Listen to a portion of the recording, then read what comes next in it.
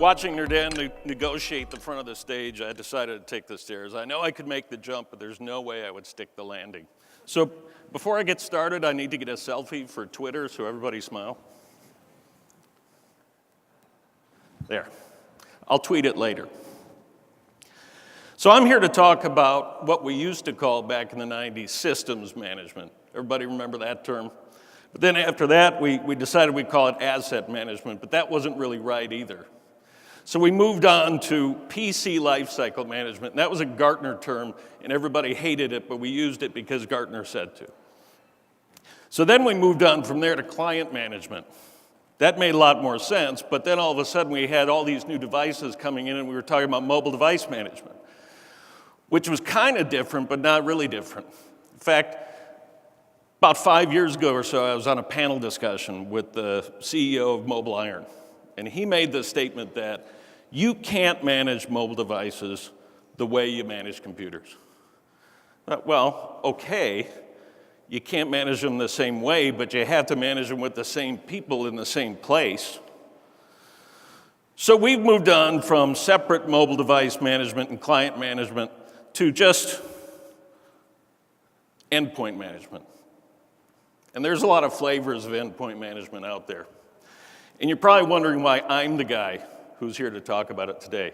Well, I'm pleased to announce that I have been named Time Magazine Person of the Year. Turns out the other guy didn't want to do a photo shoot. I was willing to have my picture taken, and so I am Time's Person of the Year, and you can find that on fake newsstands near you next month.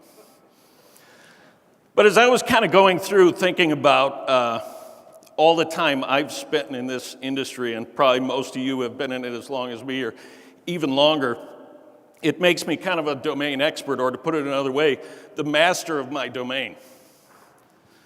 That was kind of an age check to see who watched Seinfeld in the 90s, so it sounds like a younger crowd. But back in the mid-90s, I joined a company called Netopia. And you may not remember the name of the company, but I bet some of you remember Timbuktu Remote Control.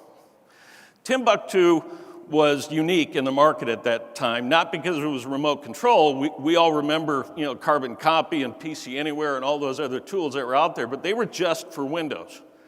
Timbuktu was cross-platform, Mac and Windows. And so it solved a big problem. It replaced SneakerNet. And SneakerNet, I think, was a Novell product, if I remember right. It solved that SneakerNet problem. So we could troubleshoot and fix and configure computers without having to run desk side to do it. But we realized pretty quickly that's not enough. That's just one thing. And we might have called ourselves best of breed remote control, but while all these other products were getting gobbled up, Carbon Copy was purchased by Altiris and PC Anywhere by Symantec. That's been mentioned a couple times today. We decided we needed to add more capabilities too, and so we acquired this product called NetOctopus. Anyone in here remember NetOctopus? All right. It's a great logo too. And NetOctopus, like Timbuktu, was cross-platform. It was Mac and Windows. And we had a pretty good run with it, but then a couple of guys from Netopia left and started a new company called LandRev. And LandRev was kind of next generation. It was much more feature-rich, still cross-platform, still Mac and Windows, still Martin Bestman, just like NetOctopus. And how many in here are former LandRev users? Or soon-to-be former LandRev users? Anyone? Well, if you liked the product but didn't like the name, I'm the one who named it, so you're welcome. It was better than the other ones we were thinking about, I promise. Well, after a little time with LandRev, I went over to a company called Altiris, and I'm going to talk about that a little bit more because they had an approach to a big problem that we were facing in the late 90s and early 2000s and in all these different point solutions. They had one approach, we had another approach, the same approach that FileWave shares. Well, Altiris got swallowed up by Symantec, and I'm with Mark on this. As an insider, I was glad to get out. Tried to be a Fred, but it's tough in a company that big. A company that big doesn't care about you. They have too much politics going on. And that's nothing personal against Symantec. I think that's all big companies. Working with a company like FileWave that's a family, like LandRev before, that's a family, you're gonna find a lot of people who really do care about you and your problems and helping you solve them. So when I came back to LandRev, that was through a very disruptive period in endpoint management. That was the time when we rebranded and rebranded and absorbed all this mobile device management into the platform.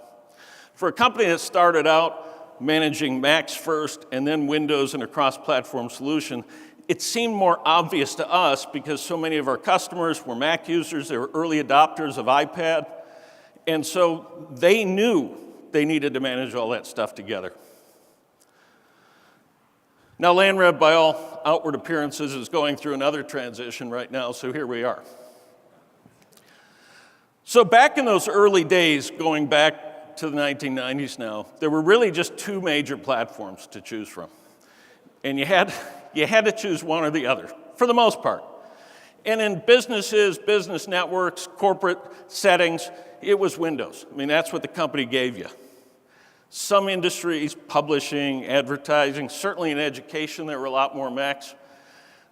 That changed big time in recent years. And it mostly changed because of the iPhone and the iPad. It didn't change because companies were switching from Windows to Apple.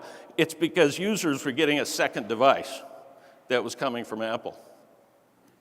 And so now you had users who might be, fiscally Microsoft, but socially Apple. And they carried both these devices, and you're responsible for both of them. And it really wasn't an option anymore to manage them separately. Unfortunately, a lot of the solutions out of the market only managed one or the other. And then you were left with swivel chair management, right? Well, I got to look at this screen and that screen. I'm going to do my mobile devices. I'll distribute software over here to the Windows machines. I'll go over here and provision my iPhones. You don't have more people. You just have more tools. And the tools are supposed to make your job easier. They're not supposed to add another layer of complexity on top of what you're doing. But we don't organize our days by Mac and Windows and iOS and Android and Chrome. We organize our days by the actual tasks we need to perform, whether that's provisioning new devices, patch management, assembling reports on software compliance and licensing. There's a lot of things we have to do during the day, and it tends to be task-oriented. And you're always going to be putting out fires during the day, too. And maybe a little Snapchat, no judgment. But that puts us up in front of another swivel chair situation.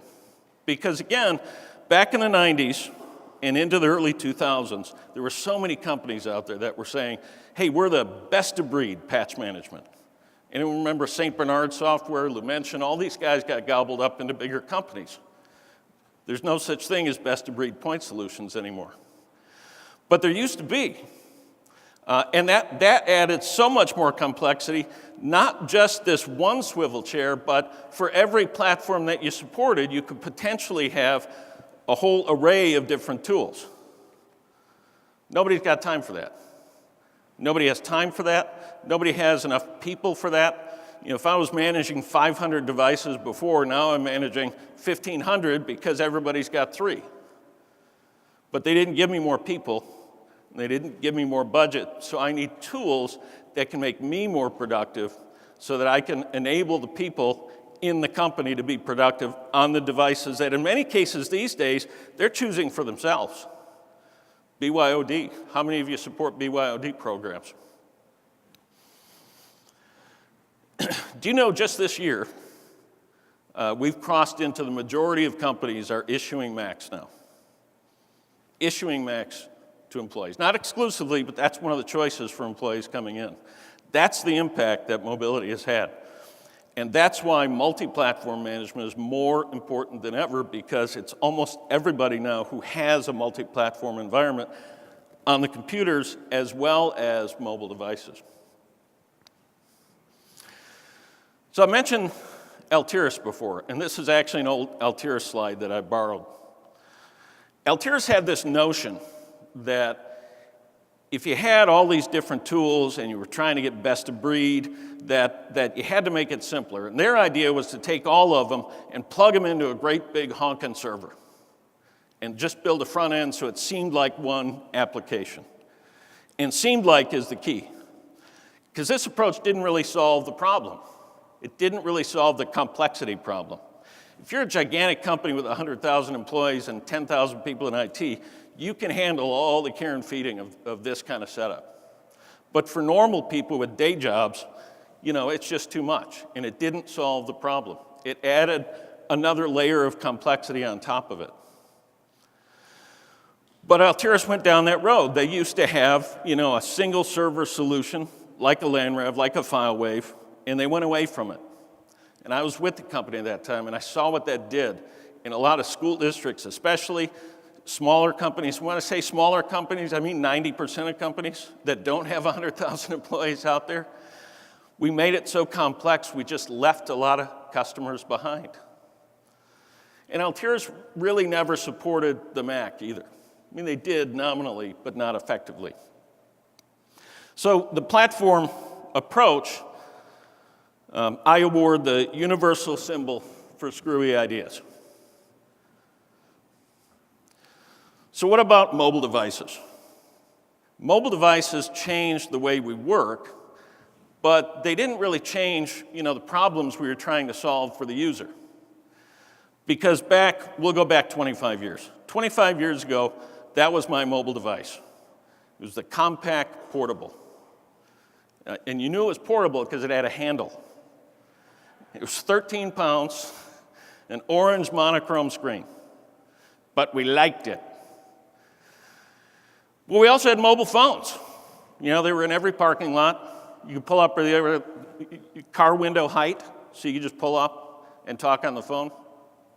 We couldn't manage those devices, but they solved the same problems that our smartphones and laptops solve today. And I know what you're thinking. What about, content, secure content? We containerized it. We containerized all of the sensitive applications like loan applications, job applications, insurance applications. They were all locked in that secure container. So the road warrior of 1992 was pretty well equipped, but he wasn't well supported, was not well supported. So it's easy for us to kind of look at it and say, well, it's so complicated and hard to support, but the reality is we couldn't support this stuff at all when people were out on the road. And I was talking to Kirk Langer earlier, and he made a good point that we don't really manage endpoints. We support users. Our business isn't IT. Our business isn't software distribution. Our business isn't patch management. Our business is education, it's insurance, it's healthcare, it's transportation. Our business is the business. And all of these tools that we use to support those endpoints really have to serve the business. They have to make the end users more productive on the devices that they have. Because end users are going to get whatever they need to get on those devices. We have to be the easy button. We have to be the one-stop shop where they can get what they need. And you can't do that with a bunch of point solutions. You can't do it one platform at a time. So things are still changing. They're still changing. Anyone seen that latest iPad Pro commercial where the kid says, "What's a computer?"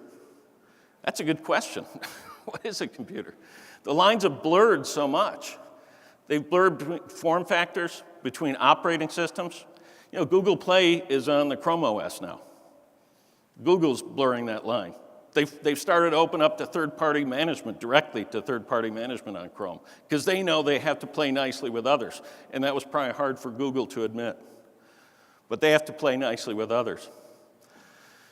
Surface, iPad Pro, are they computers? Are they tablets? Does it matter?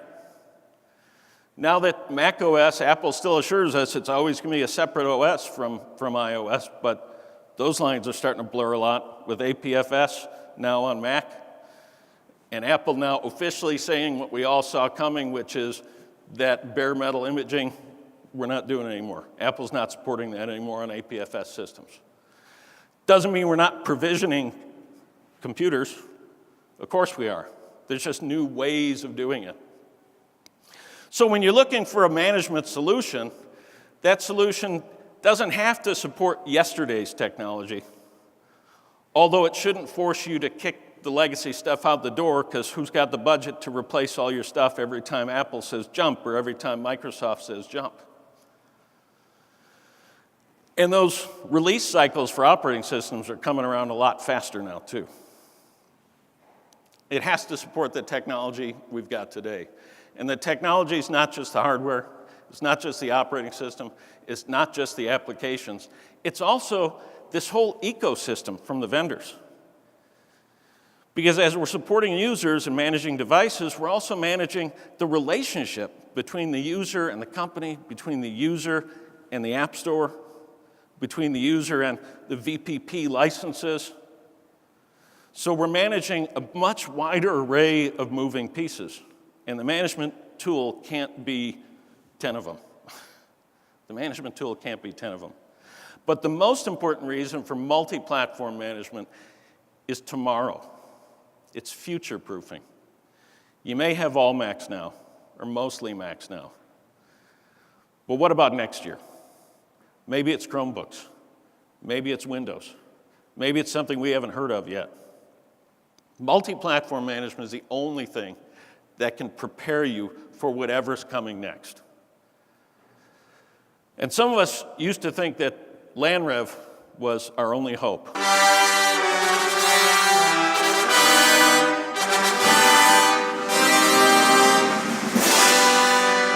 We know better. So happy 25th anniversary to FileWave.